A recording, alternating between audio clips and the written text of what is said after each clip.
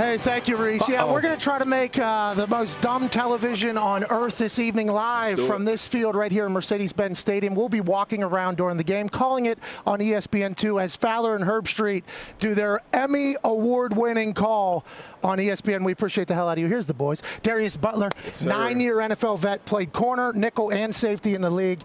Part of NFL matchups on ESPN in my show every single day. Played at UConn. That team stinks, but they're coming back. Okay. Stanford Steve here.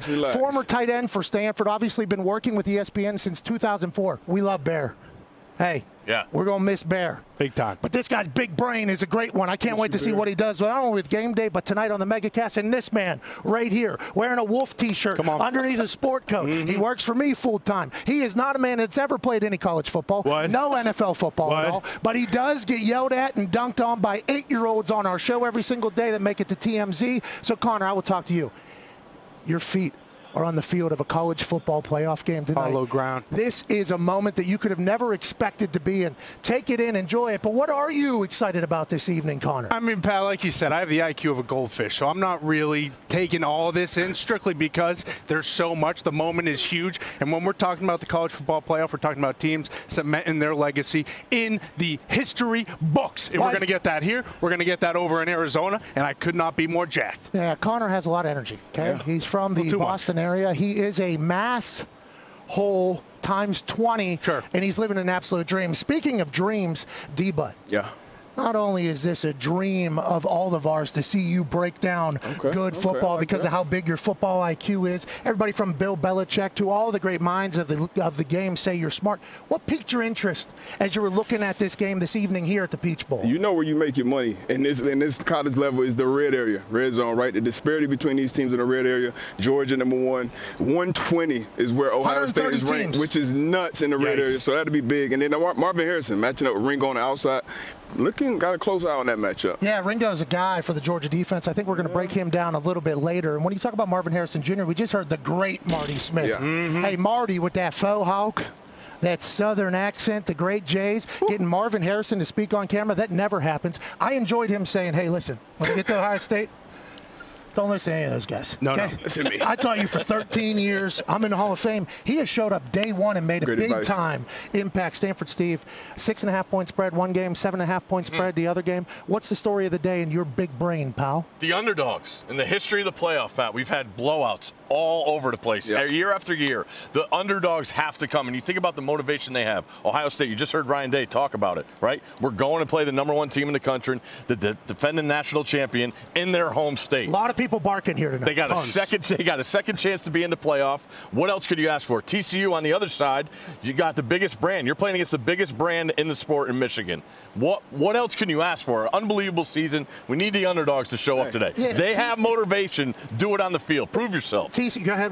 Does Ryan Day always look that pissed? Is that him? Bro, yeah, he was on the show. I asked him. I said to him the last time he came on the show, I said, did you guys lay an egg against Michigan? And immediately I saw his face go, a bit disrespectful. Is that right?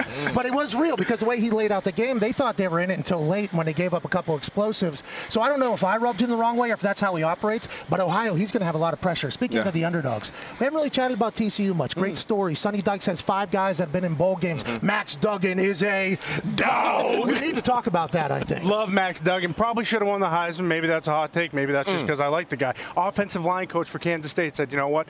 Duggan's more of a offensive line.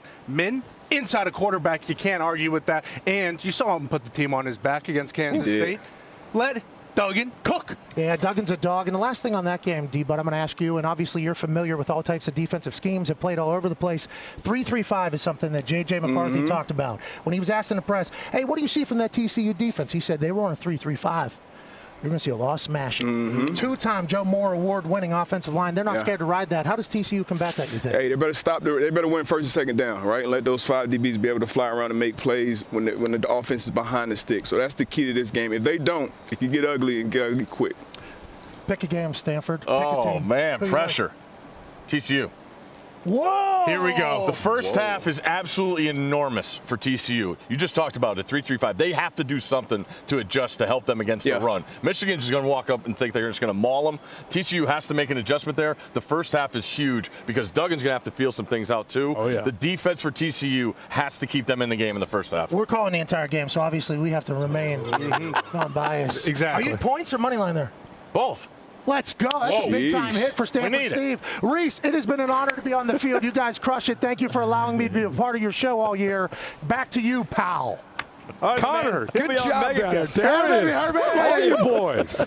Hey, look at this. Stanford Steve. Look at this, Kirk, look man. at this. Kirk, we say dumb stuff on the internet every day. You guys killed that. You killed that segment. Great job. Big brains out here, not me, but we are thankful and lucky for the opportunity. And tonight on ESPN2, Herbie, we're not trying to ruin ESPN. That's kind of the goal. Darius just wants one more third down. Just one more. I got third down. Just one more, Coach. Come on, Ryan. Put me out there, Coach. See if they can cover him.